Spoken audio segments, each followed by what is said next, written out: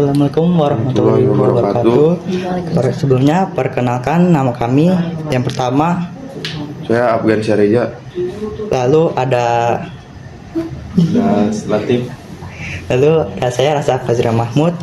Kami dari kelas 10-3 kelompok 3. Di sini kita ingin mau wawancarai terkait proyek P5 kita yang berjudul Mencegah Stres Akademik Kesehatan Mental para siswa SMA Negeri 33 Jakarta. Nah, di sini ada beberapa pertanyaan yang ingin kami sampaikan mengenai hal tersebut. Kita langsung aja ke pertanyaan yang pertama. Ya, boleh. Baik, yang pertanyaan pertama bisa disampaikan oleh Afgan. Pertanyaan pertama tuh, apa saja sih Bu yang menyebabkan stres di kalangan pelajar biasanya?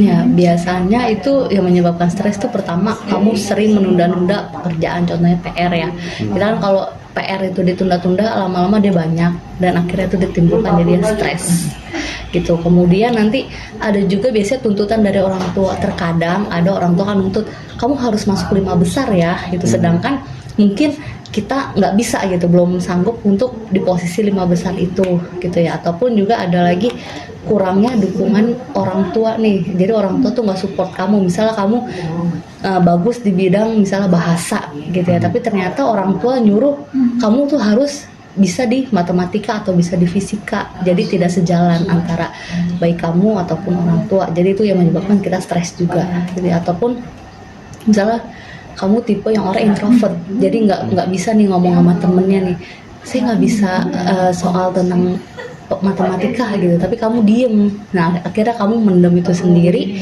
kemudian jadi stres gitu. Baik, pertanyaan selanjutnya Ibu.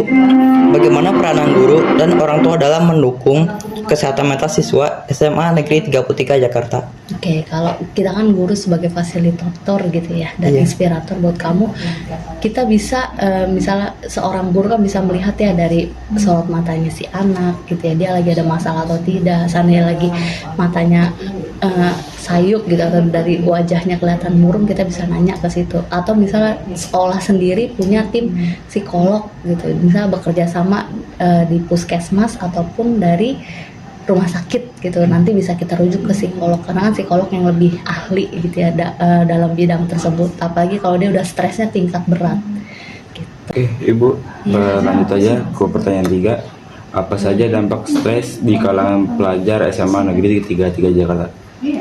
Kalau untuk dampak stres kita secara umum aja ya, nggak usah ke ini.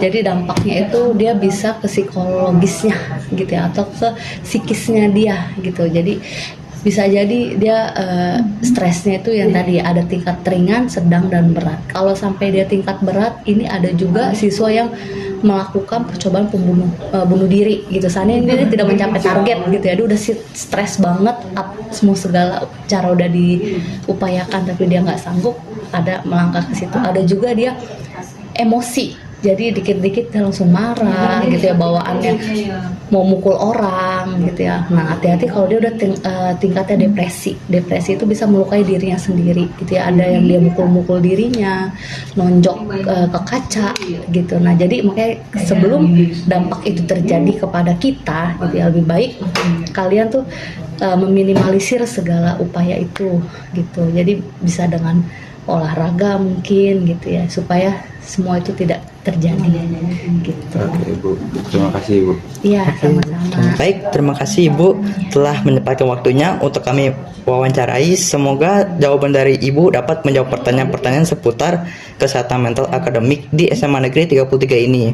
Cukup sekian dari kami. Wassalamualaikum warahmatullahi wabarakatuh. Waalaikumsalam.